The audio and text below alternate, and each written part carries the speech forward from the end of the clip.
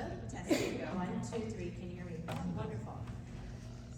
Hello, hello, hello, good Sunday morning. Thank you guys so much for coming here. I want to take a small time to thank WonderCon, Comic-Con, and to all the people that supported us and sponsored us to be here. I want to give a shout out to the Zyger Press. They're the ones that produced my books.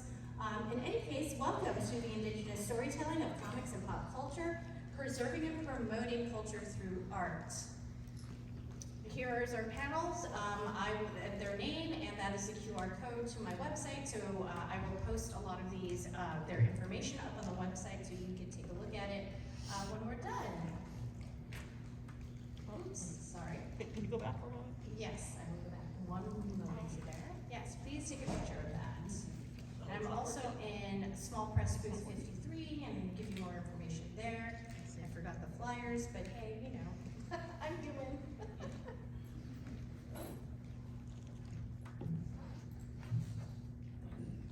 All right. So when we start out, because I start out all of my panels, I want to give some land acknowledgement on the land that we are, the protectors of this land. We acknowledge that the Tongva and the Akimen tribes of protecting this land and the land that we are presenting on. So if you have any questions of what land you are on, what native land, you can always look up the hashtag Honor Native Land to figure out what land you're on. And I do have a link in the map there. And if anyone needs a copy of these slides, I'm welcome to share those with you. All right. My name is Lorran Garrison. I'm a school psychologist out of San Diego. I am the co-founder of Little Brainstorm. We create social emotional learning books for children, for teenagers, young adults. We have coloring journal books that support mental health wellness, and that is some of my books that I'm selling down in the small booth in Hall A, SP 53. I grew up on the island of Guam, although I do not call myself Chamorro because I'm not ethnically Guamanian. I still feel very culturally close to those on the island of Guam. Growing up, I was very much influenced by many different types of books, like Little House on the Prairie. My favorite was Batman. But the two that I really want to point out is the Aladdin effect and the comic book Nom. So the reason why I want to point those two comic books out, in Aladdin, the Aladdin effect is a one-time comic book, digest that was made by Marvel about a town that had this unknown power resource, where this power resource came from. And so they isolated this town, the military did, and it turns out it was this little girl on the cover that was the source of the power. And you see there's women on the cover as well. This was one of the few superhero comic books that was about empowering a little girl. Now she's blonde and blue-eyed, and I could not relate to that, but I could relate to being isolated in a place, and I could relate to like the strong women, powerful community coming together to support this little girl from being exposed and taken advantage of. And so that was very important to me. And then the next comic book that was very inspirational to me, because I needed to see people more like me, was a comic book called Nam. Now this was about the Vietnam War, where my mother is from, and it talked a lot about from the perspective of the white male soldier perspective. And I always wanted, when they had any features of the Vietnamese family in it, I wanted something more. And so that's why I'm here today, is because I'm talking about diversity in comic books and how we need representation. It supports all sorts of beautiful things such as mental health wellness, community, and how we come together as nerds, basically, right? This is where we're all in here. So this is really important to me. In addition, since I work with a lot of kids with dyslexia, comic books help kids read. And I know there's a lot of educators now that are embracing comic books, but at the time, it was considered, like terrible to be reading comic books. It was awful. So that's my story. And now I'm going to pass it on to Chag. Chag, take the floor, please. Oh, thank you so much for being here. I appreciate all of you very much. Especially it's lunchtime, right? Yes. So very much appreciate you staying and listening to us. And thank you to Lorraine for inviting me. And thank you to my good friend Johnny. We drove together from San Diego, which is where I live. My tribal background, I am of Yurok ancestry on my mother's side. The Yurok tribe is the largest indigenous tribe in California. We're located up on the north coast in Redwood country. How many of you been to Redwoods? Okay. If you haven't, I recommend you go up at least once in your life. It's a beautiful, beautiful country. And then on my father's side, I am Maidu and Achumawi from northeastern California, the high desert area. And the comic work that I've had the privilege of producing and creating. This first is called My Sisters, and the artist is of Tongva ancestry. Her name is Wishoyo Alvatre. I know she kind of wanted to be here, but with family obligations. But I met Wishoyo at Indigenous Comic Con a few years ago, and we got to know each other. And when I produce comics, one thing about producing and creating comics is you often work with 3 different artists, right? You have the penciler, an inker, and a colorist, and then who write off your script if you're the writer. But Wishoyo is one of those dynamic artists. She can do all 3 stages. The comic that we created, I wrote it from the perspective of our traditional basketry. So on my mother's side, especially in Yurok culture, when we are in ceremony, after the baskets are used in ceremony, they're considered as living members of society. And so they're not meant to be in museums, right? We weren't raised in that way, that they are meant to be with us all the time, brought out in certain ceremonies, used in certain special ways. And so growing up, I always thought about a story like, oh, if I could write a story, what would, as a basket or as basket material, what would they say?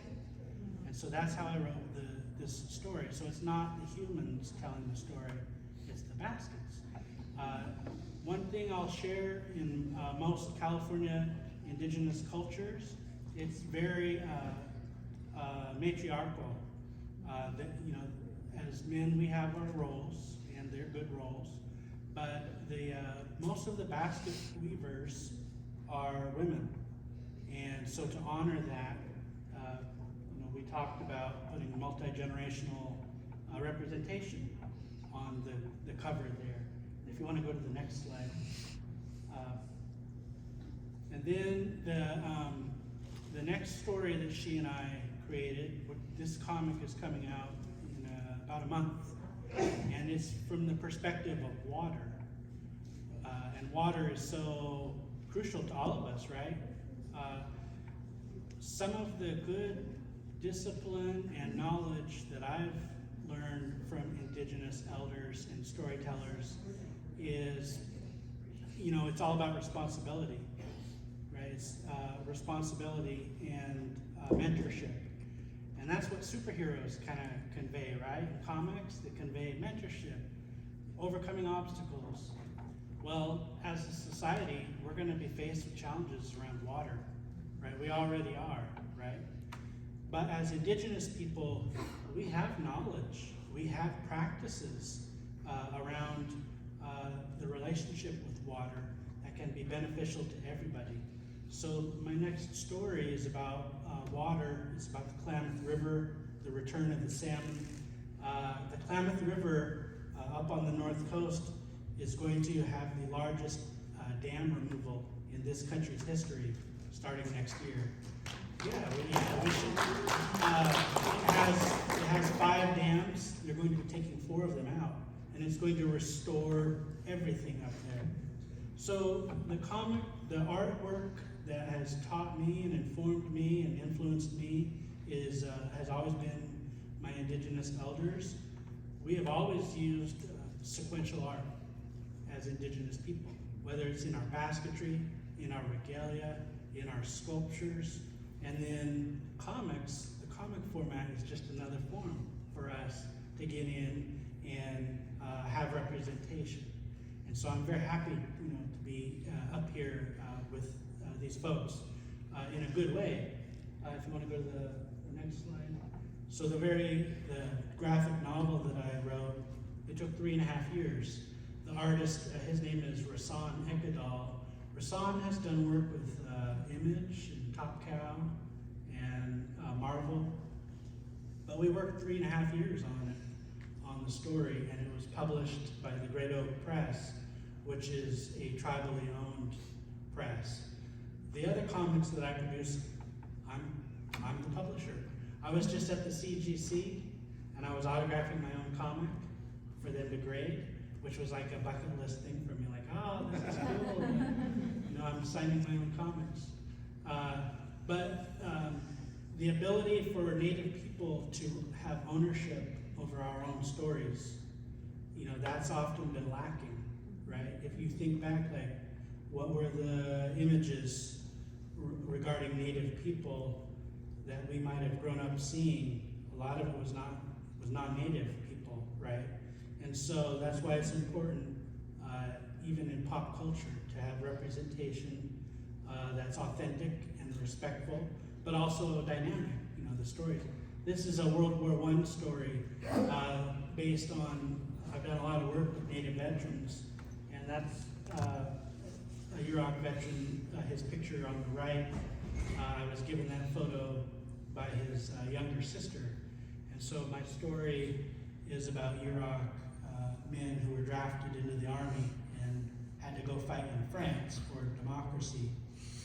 But the Native men in World War I, which was 1917, 1918, Native people were not even U.S. citizens at that time. Native people were not citizens until 1924. And that's just a law on paper, right? We're still fighting, to have full rights as the original people and as citizens of this country. And so I guess I'll end with I love these Comic Cons. I love being around. I'm going to take pictures with Boba Fett back there. Like anyone Star Wars, I'm there, right? But I do feel like as Indigenous people, we are sharing our stories because we have intention and purpose and responsibility. They're not really vanity projects. Like, we're here because our people made choices and sacrifices for us to be here at this point. And the great thing is, to be in comic land, you can kind of have the balance. We can joke around, have fun. But in the end, I hope if you look at Indigenous people, Indigenous culture, and Indigenous art, it's always good for us to be mindful, like, where does this come from? What are they conveying? How can we be respectful? How can we be responsive? And so I, again, very much appreciate all of you being here. And if you have questions at the end, I'll be around.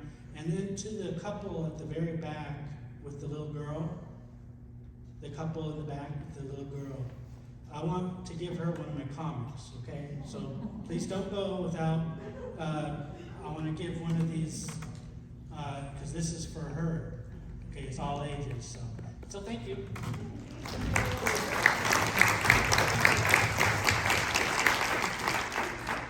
Thank you so much. Yes, we will be having giveaways. Johnny Bear, tell us about yourself. Who are you? What inspired you? Where are you coming from? What's your origin story?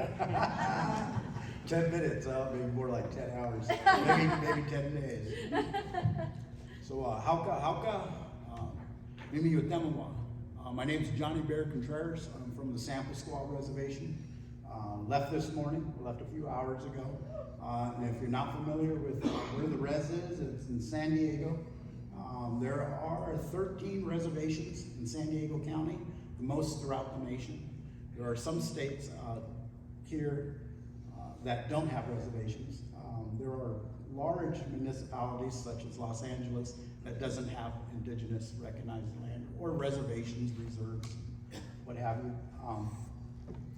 We left the res this morning, takes us about an hour and a half, maybe an hour and 45. Had some great conversations on the way down. So first of all, I'd like to thank everyone who's here and my fellow panelists and for the conversation before and the conversations we'll be having after. But our conversation on the way down was about engagement. I'm primarily a sculptor. I do a lot of public artwork. Done some graphic work, but most of my graphic work is probably done on the design aspect when I'm headed toward a public piece. And I really do enjoy graphic work, the graphic novels that I enjoy the most. Of course, I'll date myself, but all the way back to Batman. I turned 60 this year, so those were, I know, right, dating. So my journey has brought me through several different phases. What you see there now, that's actually a piece done in resin. And that's, that particular piece is called I'm No Tonto, F the Lone Ranger. And the specifics for that, it's a little more contemporary. And I mean, when I say F the Lone Ranger, I mean forget the Lone Ranger. Okay. Okay. Sure. Keep it PG. And I'll take off from there. This is one of my latest pieces. It's done in resin. The colors are all water-bound, and very translucent, bright and brilliant. But the reason for this piece, it speaks to my journey. It's that recognition of all the stereotypes that are still out there on indigenous people. You know, some people do think that we still live and the way our ancestors lived, 300 years ago. We're not that lucky, right?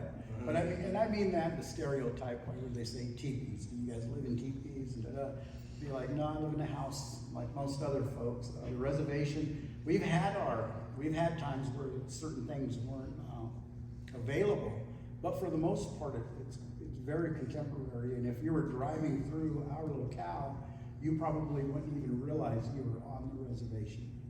And I want to say that because I very much feel connected to the Tongva people here in Los Angeles, and the Gabrielino, the Cuchama, all the brothers and sisters that have really yearned to have their place.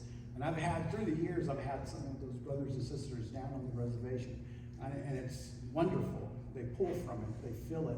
Sometimes us on the reservation don't always even have those connections. But we drive off, we come to WonderCon, we do Comic-Con in San Diego, we go across the country, we go all over the world. For those of us that are fortunate enough to do that. But my thing here today is really to talk about engagement as Native peoples and as peoples in general, right? To have that connectivity to create those conduits. Always feel free to reach out. It's important, it's essential, and there's only so many Native folks on a contemporary basis wandering around, and someone flagged a little, wandering around, yeah, I wander a lot. That's kind of in my genes, right? But moving in and out of all sorts of different venues. And when we get a chance to connect, oh man, we connect. And I love that saying. I think Chag said it, he may have said it as well, in a good way. I love that saying, do it in a good way. When people say, well, how'd that go? I gave it my best effort, I did it in a good way, and those good things will come. So today, trying to engage, letting the general audience see contemporary Native artists. We work in all different medias. There's all sorts of things going on, but they aren't always connected. But I really want to thank WonderCon and the fact that you asked us to be here, and being able to sit up here and make that connection with folks and taking it to the next levels. I don't know where I am on time. Yeah, you're great. So I think, Johnny Bear, what you're trying to say is that, you know, there's a lot of misrepresentation, and we need more modern understanding and representation of who Indigenous people are, who we are, and that we're not all the same. There's different layers of how different people can approach the world. I mean, not all Indigenous people of North America live on reservations or Absolutely. anything like that. And many don't. And it's something I thought about today, and I talked about it on the way up, was the folks here don't have reservations. We have tons of reservations in San Diego, but there's something that we're missing. And sometimes it's that engagement. Maybe it's that yearning. You know, when you want something and then when you finally get it, it just sometimes it loses, it's a little lackluster. And sometimes I wish our next generation, and some of my generations, would still have that yearning. You know, we sit back and we forget what we have. We forget what we get to go back to. And it's for those of you that aren't familiar with the whole reservation process, it's that calling card. It's that check mark you get. You say, "Where's your res?" "Oh, my res is over here. Come to it." Just don't come to it after dark. And I'm joking. We don't have street lights. So that connectivity. Sometimes it's a super important aspect. You know, maybe someday we'll have a recognized place here in Los Angeles.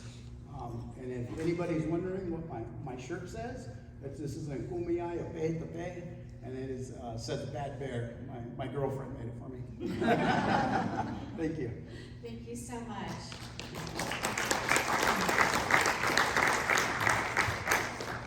All right, Dale, take it away. Tell us about yourself. What's your origin story? Where are you from?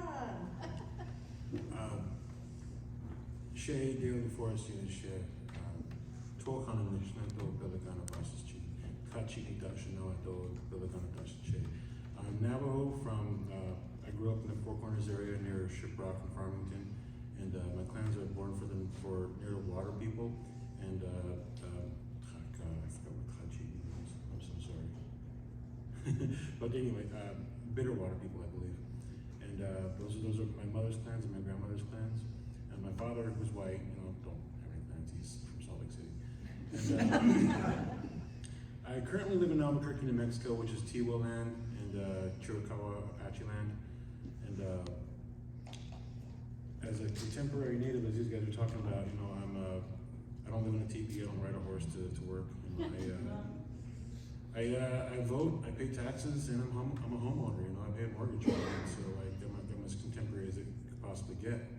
And what my mission and what I like to do, or what I want to do, or what I want to see, is I want to see not just representation, but I want to see more of what I want to be and what I want to see and what I like. You know, and the thing that I think is most important about what I do is reflecting that desire for reflection. Does that make sense? Here's what I'm saying.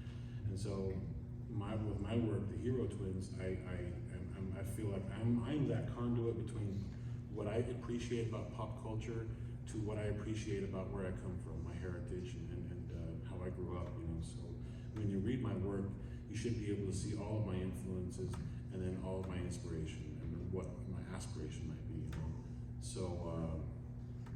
I think as far as Hero Twins, that's pretty much what that's about, even though, well, to talk more about Hero Twins, it's more of, it's, by namesake, it is the, based off of the Navajo creation story called Dene Bahane, you know, which literally translates to Story of the People. And it's about these two kids that are chosen to essentially save two worlds, both the real world and the spirit world. And that's what that book's all about. I have two versions. One's the Kickstarter version. That's more of a one-shot because I didn't know. That was gonna be my test. That was my test to see if I was gonna continue in comics in general. So I started this Kickstarter and I finished the artwork, I finished the book, and I took it to the very first Indigenous Comic-Con in Albuquerque, which was back in 2016. And then Native Realities came by my booth and said, "Hey, I like this, I'm gonna publish it." So that's why we have the worn version and the cool version. The cool version is the Native Realities published one. The warm one is my Kickstarter one. And I think the real reason why I'm up here is because of representation. representation in not just comic books, but pop culture in general. Because we, as natives and as contemporary natives, we face a lot of identity crisis now.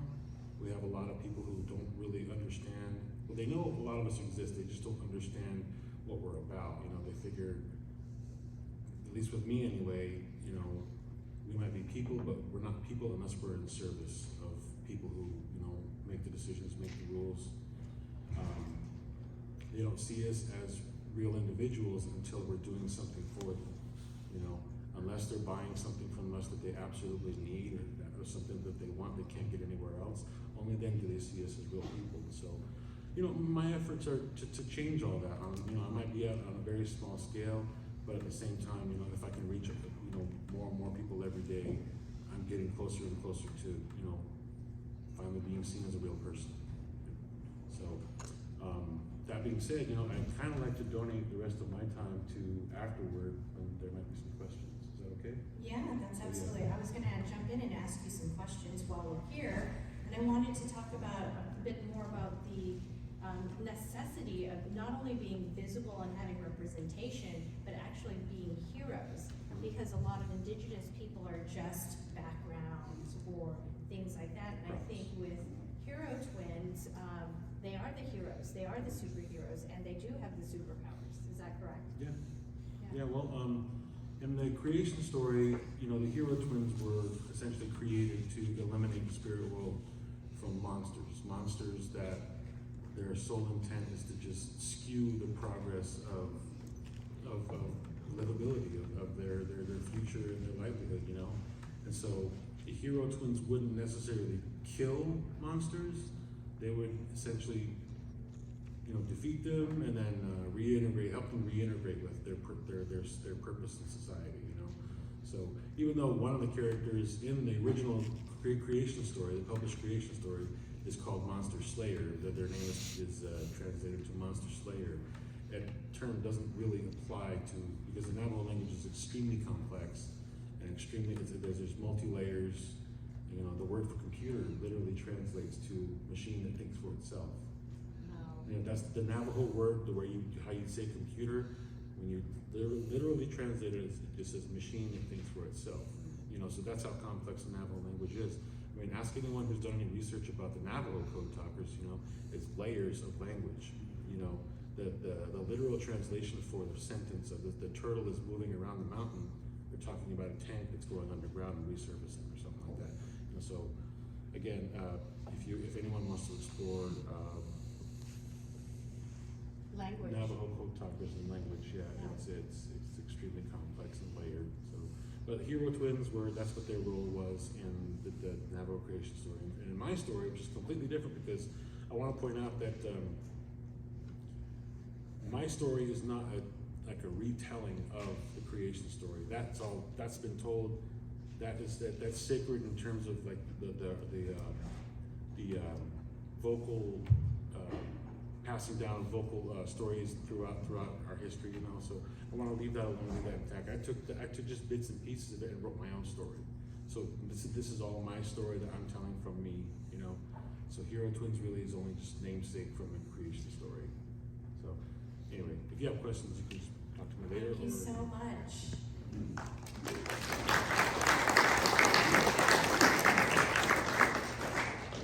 All right, Sarah, tell me about yourself. What's your origin story? How are you here? Why are you here?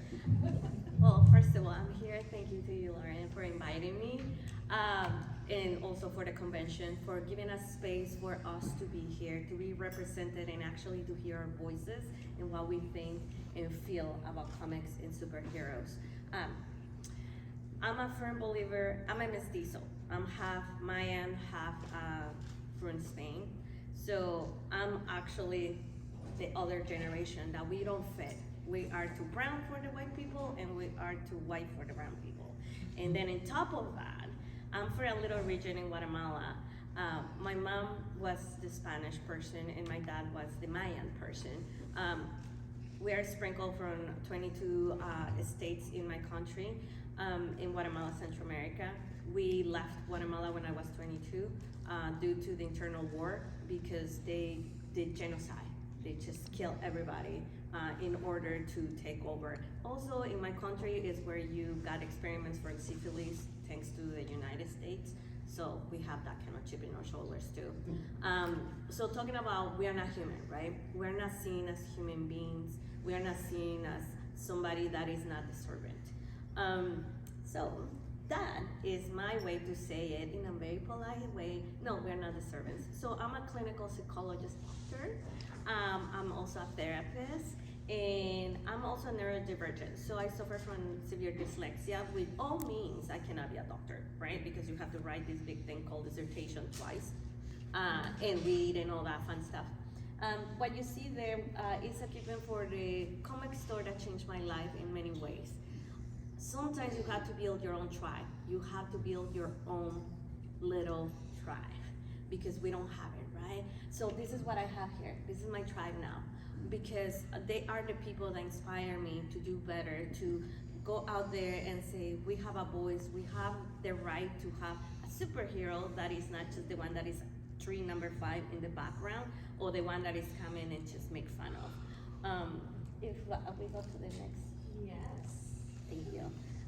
This is my biggest, and I have never saw like a baby in a movie other than X-Men, but and this one is Wakanda Forever. The mother, and they actually, how many of you haven't seen it? I don't want to ruin the scene.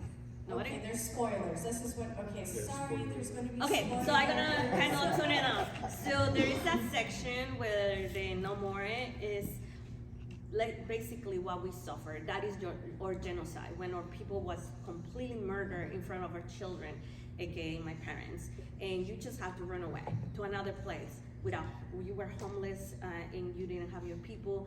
You were kind of adopted by another place.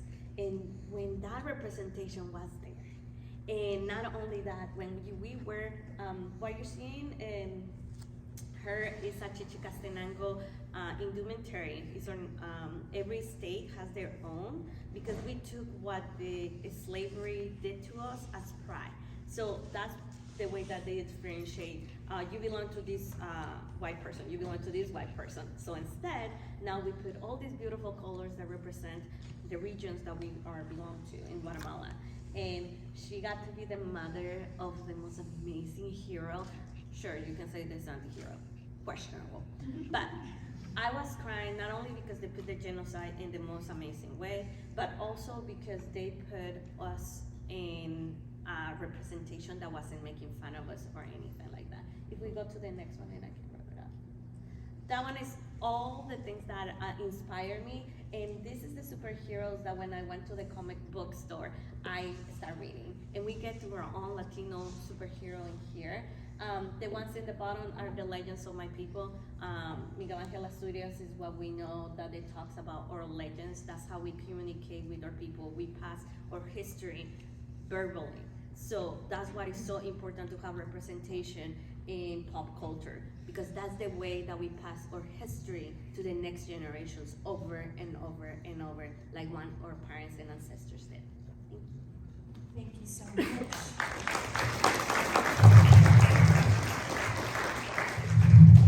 All right, Mark, tell us about yourself, your origin story. What is Diwata Komiks? Where did that come from? Hey everybody, my name is Mark Nazal, and let's go with the basics. I've had a great career in visual effects and in film and TV, but that's not really why I'm here. First of all, I want to say thank you to Lorraine for giving us the opportunity to be at this panel.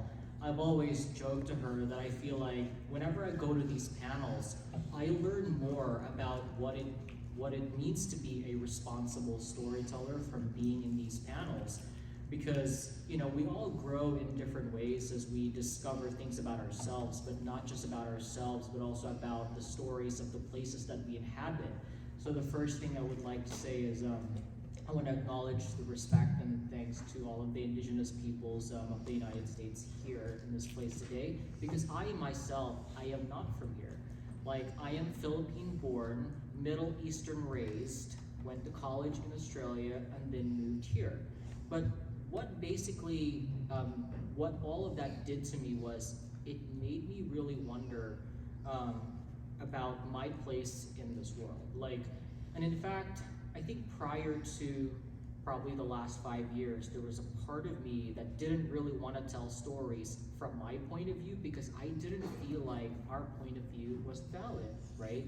And it really took a whole lot of time and going into a more adulthood maturity for me to realize that the reason I felt that was because we never saw ourselves in our stories, and we never saw ourselves represented in a positive way, or really in a way where we are the character. We're not just a curiosity, we're not the other, we're not the hero number 5, as you mentioned, but we are a part of the story. Whether we're the hero or the villain, it is our story, which is why we created Diwata Komiks. So you're probably wondering what Diwata even means, and obviously why our comics is spelled the way it is. So Diwatas are gods from indigenous Philippine folklore that have been reduced by the Spanish into more fairies or wood nymphs because they wanted Catholicism and the Catholic gods to be the paramount. But in kind of like doing Diwata Komiks, we realized that there were so many more of our stories that, for one, haven't really been told the way that we want to tell them, but also don't contain the same power that we feel towards them. I'd be lying if I said that we knew everything about these characters and myths and beliefs when we started the company. But when we did, we learned so much more, and that's what I like about being at these conventions, is because it's allowed us as a collective to grow our stories, become more aware, become more respectful of the material, and evolve that material so that it's not just authentic on our point of view, but also respectful to the lands that we now inhabit. Because obviously, I was at an interview earlier today, and I was talking about how the way that I got here was not through any meaningful thought, but rather I wanted to be a part of the entertainment industry. But nobody really talks about, the impact to indigenous cultures of this place as well. And so I thank Lorraine for allowing me to be in this panel. That's made me so much more aware of all of these places. And while we have our place in another space, and we're also here, but now we get to appreciate it so much more because we understand our impact here. And Lorraine, the next slide, please. Yes. So, as I said, we created these comics to kind of like encompass so many of our stories. In fact, our main character, her name is Carmina. She is the story of a young woman from a small town who comes, she's here in the United States, in New Mexico actually, and that's because we traveled during, my partner is from Texas, so we traveled a lot during those places, and I had expressed to Lorraine that I realized there were so many people of color from AAPI BIPOC backgrounds that were there, and I just never really understood why they were there. And so here's a character who, in a sense, moved there as a child, but realized that she's the daughter of a goddess from Philippine mythology, and you're like, that doesn't make sense. But in so many ways, it kind of does, because just as that character has moved onto this place that she didn't choose to be, I'm here. Like, I being here means like our stories have also found ways to become a part of a place that we weren't originally from, and therefore become a fabric of that society. I don't really know the true impact of that, which is really where the character itself is also discovering the many ways that she is. And it's funny because, as you said, she's actually not a hero because she's been through so many traumatic experiences. Once you realize you have power and you've gone through all of those experiences, do you really think you'll be like, oh, it's all right? Right, it's not. Yeah. But the other thing I wanted to also mention from our collective group is we're not the only creators. We also give the space to other creators who do come from specific indigenous backgrounds. Example, Darahu comes from a more obscure part of the Philippine Islands that is very unexplored, with mythologies that most people probably haven't heard about. And I think that's an important part to kind of like mention, is that like even in the places, like it feels like today we're relegated to one culture coming from one place, but even from that place there's so many more diverse layers. And I think for us, the ability to be able to not just tell our part of the story, but also give the space to other creators with more specific roots and stronger connections to different places is valuable, because it says we're not the only ones driving those stories, but we're allowing people with a stronger connection or a more distinct connection to be able to tell those stories along with us to help us understand and expand our narratives and our knowledge as well. Like for instance, I'd like to call out to the character of Divina, who is created by Lynn, who is an herbalist shaman from the Philippines. And you know, she's extremely thoughtful about being respectful of this land while also acknowledging her heritage and the strong connections thereof of that. And for me, it's something that I am actually looking forward to learning more about as I journey over there later this year. But as an adult, I am a latecomer when it comes to it, and I truly acknowledge that. Thank you so much, Mark.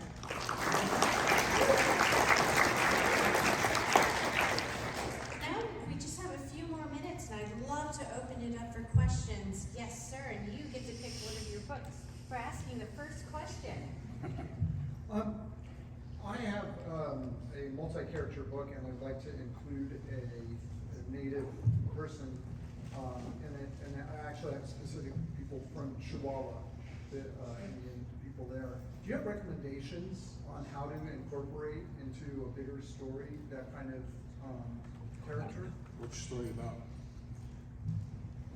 Do I really want to picture in a crowd like this? Well, I gotta ask yourself, where's this person from? What's their deal? I mean, does this person, like, do they know their heritage? Do they Yes, they know and their it's an songs? integral part. Are they like really interactive with their grandparents? Like, Yes. okay, that's a good start. Yeah, it's really interesting. He's actually turns out to be like an exchange student. And Do so- you know someone who you can consult with directly who's from that tribe that you're Yeah, talking I about? am. Okay, Yeah. that's a good start. That's a good start. Okay. Yes. I am currently, recently finding out that I have at least a little bit of, most of my family is European, Scandinavian, but I did find out recently that I do have some native ancestry from like the 1800s, going back. Do you have any recommendations of resources that I could, about learning more about her family and her culture, the tribe? I don't remember I haven't found out what tribe she's from, but about learning more about, when I do find that out, about learning more about that culture. And actually, I really feel like I need to understand that part of my family. Powwows are a good place if you have some. Yeah. Are you here in LA? I live in Santa Ana, actually, so Yeah, yes. yeah. Powwows are good because there's, I think there are a lot of people out there. And I'm not sure if everyone's familiar with the fact that, many of our ancestors were sent to schools. Language was taken away, we're not allowed to speak. Along with that, our surnames were changed. We were baptized. Catholicism was a heavy hand on our people. We in San Diego, me in San Diego, like to call it the mission system. It's the same as the slave camps, same as Auschwitz. I reference the missions as the same thing. So when you take that into consideration, that vital records and powwows, and find a name or two. Dale, what do you think? Thank you. Dale? Oh, Yes, yeah, I'm talking to you. As soon as you find out which tribe it is, tread lightly, be careful, just really respectful. Like when you visit a powwow, it's important to know that outsiders, just have to just be extremely respectful. And like you're doing, you're asking questions, and that's I think that's the best way to go about it. Thank you. All right, I've got room for one more question. I'm gonna take someone way in the back over there. You, right? Yes, in the turquoise, because we like turquoise. I was curious what your opinion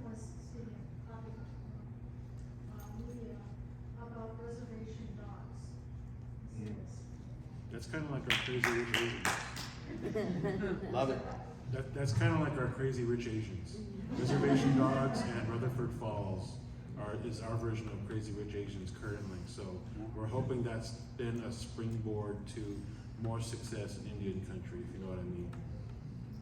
It's the first time I've seen something where I can absolutely relate the res life and some of the little quick quips and just the attitudes and the things that happen. I mean, that's res life. You know, it translates very easily, and that's the first time. Yeah. All right, folks, those who asked the questions, you get a free book from me, and so come see me. Love it. We're gonna get kicked out of this Right. room, so we'll have to go into the hallway. Thank you again, Comic-Con and WonderCon.